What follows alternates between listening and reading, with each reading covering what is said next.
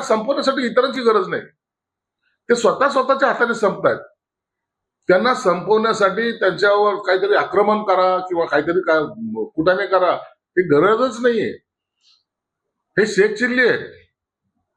ज्या फांदीवर बसले तीच फांदी तोडायचं काम या उबाटाच्या लोकांनी केलेलं आहे.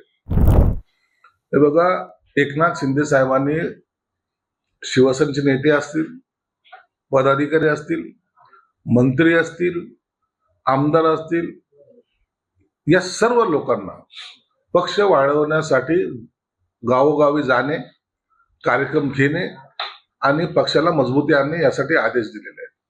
त्यानुसार आम्ही सर्वजण चाललोय.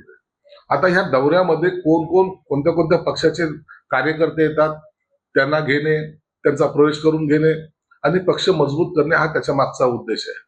याच्यासाठी हे ऑपरेशन म्हणून याला म्हणता येणार नाही, तर याला पक्ष मजबूत करण्यासाठी, संघटन मजबूत करण्यासाठी हे असलेले दौरे. म्हणून श्रीकांत शिंदे का नांदेडला होते, त्यांनी सुद्धा त्या ठिकाणी अनेक मेळावे घेतले. त्यांचे सुद्धा दौरे पूर्ण या महिन्याभरामध्ये जर पाहाल तर सगळीकडे त्यांचे दौरे लागलेले आहेत. आणि ह्या अधिवेशनानंतर स्वतः एकनाथ शिंदे साहेब ते सुद्धा दौरे करणार आहेत. म्हणून पक्षासाठी पक्ष पहिला, नंतर सत्ता, हे आमचं समीकरणाचं गणित आहे. त्यासोबतच ठाकरे सेना संपवायचं असे ठाकरे सेना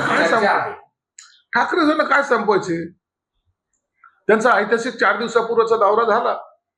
आता भेटू 29 साली, असं त्यांचं असतं. त्यांना संपवण्यासाठी इतरांची गरज नाही. ते स्वतःच्या हाताने संपतायत. त्यांना संपवण्यासाठी त्यांच्यावर काहीतरी आक्रमण करा किंवा काहीतरी कुटाने करा, ही गरजच नाहीये. हे शेख चिल्ली आहेत. ज्या फांदीवर बसले तीच फांदी तोडायचं काम या उबाटाच्या लोकांनी केलेलं आहे.